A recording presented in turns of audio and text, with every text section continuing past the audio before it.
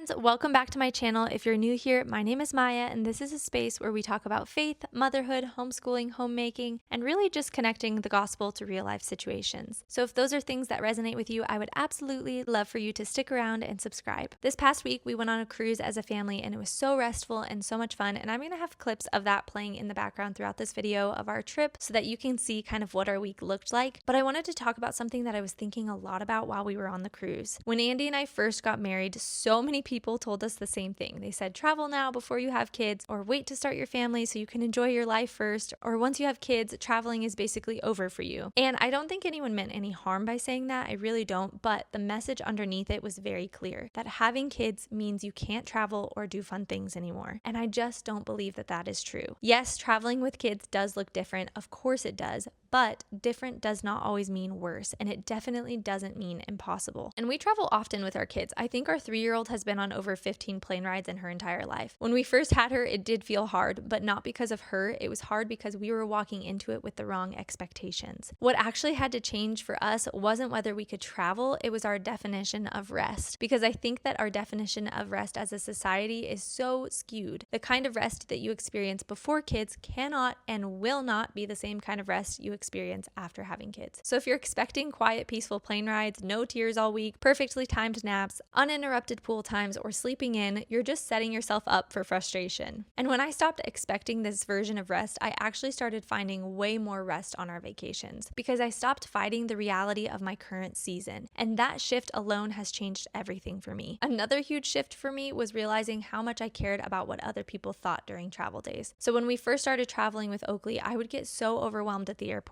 If it took us a while to unload our stroller through security and there were people behind us, I would feel this rush of anxiety, or I would get short with Andy and I would just feel embarrassed that it was taking us so long. I just wanted us to hurry up so nobody would be annoyed with us. But then I had the realization that every single person in line is also supposed to be there early. If they are late, that is not my emergency. And if they're truly in a rush, they can go around us. And even more than that, my responsibility is not to be managing the feelings of strangers. My responsibility is to be shepherding my family. And once I really internalized that, our travel days have slowed down. We stopped rushing everywhere, and honestly, that alone has changed everything. We're actually so much calmer with each other now. We have a lot more fun. We laugh, we enjoy what's happening in front of us instead of stressing about the next thing on the schedule. Before, it really felt like we were constantly trying to keep everything on track, and when it didn't go perfectly, we would get short with each other. But once we stopped trying to force the day to look a certain way and just leaned into the process of it all, it actually got a lot easier, it got sweeter, and we actually get through security a lot faster, and it's 10 times more peaceful. Another thing that has actually helped us so much is game planning our day ahead of time. Like on the way to the airport, Andy and I will literally go through everything out loud. Who's taking which bag, who's pushing the stroller, who has the passports, who's in charge of snacks, who's wrangling which child. We don't just assume it's all going to work out. We actually talk through our day and talk through our plan. Because here's what I've learned. The transitions are where the tension lives. It's not usually the flight. It's not even the kids. It's all of those in-between moments, the unloading, the security lines, the boarding process. If one person feels like they're carrying all the weight, it can get really frustrating really fast. So we really try to eliminate that frustration before it even starts. We literally remind each other, hey, we're on the same team. It's supposed to be fun. We're heading into a week of making memories, a week of having fun. And that mindset shift makes the chaos of traveling feel much more intentional instead of overwhelming. Okay, so now let's talk about sleep. I have done vacations both ways. I've been really rigid and hyper-focused on exact nap times and perfect bedtime environments. And naturally, I'm a very heavy schedule-oriented person at home. But I've also tried to be more relaxed on our vacations. And every single time I've been more relaxed, my kids have actually gone to sleep better, and they just sleep better in general. When I'm hyper-focused on them sleeping, I notice that I get tense, and that tension bleeds into them, and then it bleeds into my husband, and then everyone is overtired and overstimulated. But when I trust the process and that they're capable of adapting, they usually do. One day on our cruise, River just was not wanting to nap in her stroller, and in the past, I probably would have spent hours trying to get her to sleep, and then I would have ended up just walking away overwhelmed. But instead, this time I just took her out of her stroller, I let her play while we played some games. We kept walking around the boat for a little bit, and then later we brought her and Oakley back to our room so we could all take a long family nap together. And obviously, it's not always easy to just give up on a nap. There are definitely moments where they just need sleep, and you know it. And that's actually one of the things I really love about cruises. If the girls really just needed a reset, we could just ditch a couple of plans for a few hours, go back to the room, let everyone rest, and then we could come back out and keep having fun once they were both well rested. So it didn't feel like our whole day was ruined. It just felt like we had to adjust and then pick back up again. I also genuinely believe that week-long vacations are actually a lot easier than a 2 or 3 day trip because it actually usually gives everyone time to adjust to the new sleep environment. And by day 2 or 3, that's usually when they've started figuring it out. And then honestly, my biggest life hack when traveling with kids is that less is more. And I'm not even kidding, this cruise was actually the most I've ever packed. And the entire time I was like, I'm never packing this much again. Normally, our family of 4 just shares one medium-sized suitcase and one small suitcase, and that works for us because our kids don't need 5 pairs of shoes. They don't need 10 outfit changes. They definitely don't need a suitcase full of toys. And I always think back to our first vacation with Oakley when she was like 4 months old, and I literally packed an entire packing cube of just baby shoes. I don't know why I did that. She couldn't even walk and she didn't wear any of them. But at the time, I was so convinced that she needed everything. I thought that if I didn't bring it, that would be the one thing that we would desperately end up needing. But the reality is, when we're on vacation, we're already hauling car seats, pack and plays, a stroller, all this big stuff. The more you add on top of that, the more chaotic every single transition will feel. So when we pack lighter, everything just feels a little bit easier. The airports feel easier, boarding feels easier, getting in and out of Ubers feels easier. And honestly, when we're not juggling a million bags all day, it's also just less exhausting by the end of the day too.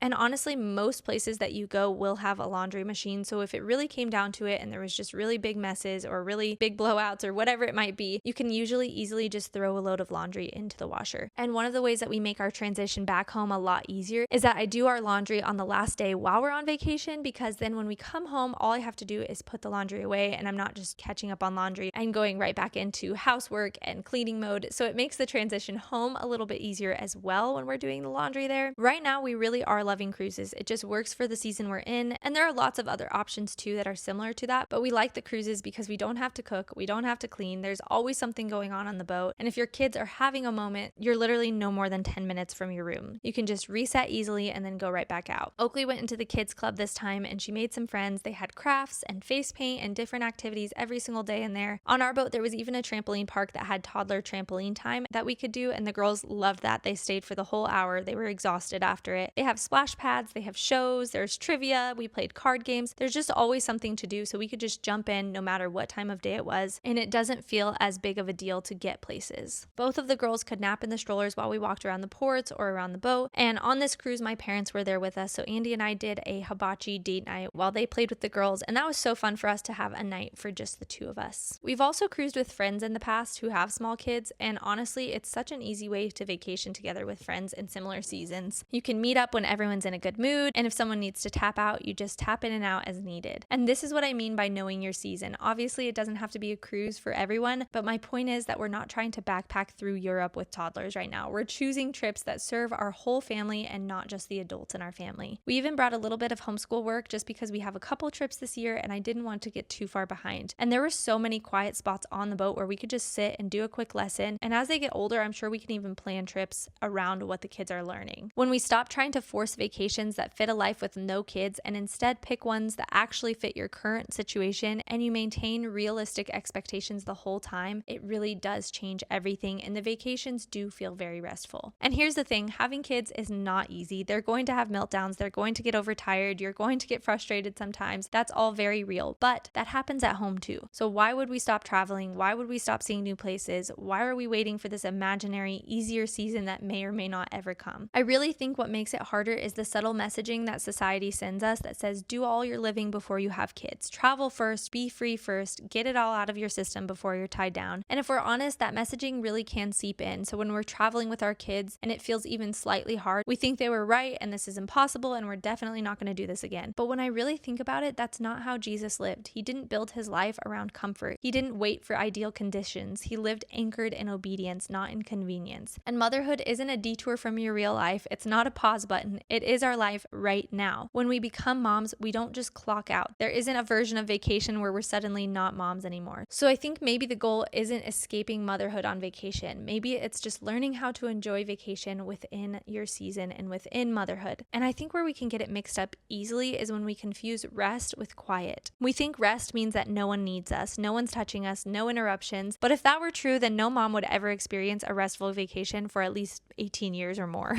It's not the reality of a restful vacation with kids. Rest on vacation with kids doesn't always look like sleeping until 10 a.m. and laying by the pool all day. It does look different, but it's still possible to slow down and find rest. I think what I've learned is that real rest and peace isn't about everything around us being perfect and calm. It's about you being calm and walking into things with reasonable expectations. It's knowing that the Lord is with you even when the airport's loud, someone's crying, and you're digging through bags looking for snacks. The chaos chaos might still be there, but exhaustion and overwhelm do not have to take over. And that's the shift for me. Our kids aren't stealing adventure from us. They're changing what it looks like. And honestly, they're making it so much better and more fruitful. Our life doesn't shrink when we have kids. So I want to encourage you, do not stop traveling when you have kids. Don't listen to the lies that you have to get a bunch of traveling done before you have kids. Bring them with you. Let them see new places. Let them watch you adapt when your plans fall apart. Because one day our plane rides really will be quiet. One day you'll sit down on a flight and no one will need snacks. No one will need help buckling up. No one will be asking you to look out the window. And I know there will be a day where I'll be looking back, wishing to do these trips with them again. And before I end this video, I never want to close without sharing this. If you're watching this and you're feeling overwhelmed in motherhood, or like you're constantly striving, or you're constantly just waiting for life to feel peaceful again, I just wanted to say the peace that you're looking for is not found in a perfect vacation or the perfect season. It's found in Jesus. The gospel really is simple, but it changes everything. We're all sinners in need of a savior. We cannot earn peace. We cannot earn rest. But Jesus, he lived the perfect life that we couldn't live, and he died the death that we deserved and rose again so that we could be right with God. And when you put your faith in him, you don't have to strive for approval. You're secure, you're forgiven, you're deeply loved. That kind of peace does not disappear when the airport gets loud or the toddlers melt down. It follows you there. So if you don't know him, I would just encourage you to seek him, open a Bible, pray honestly, and ask him to reveal himself to you. If this video encouraged you in any way, I would love for you to like and subscribe. It truly means so much to me, and it helps this message reach more moms who might need it. As always, I'm so grateful you're here. Bye for now, friends.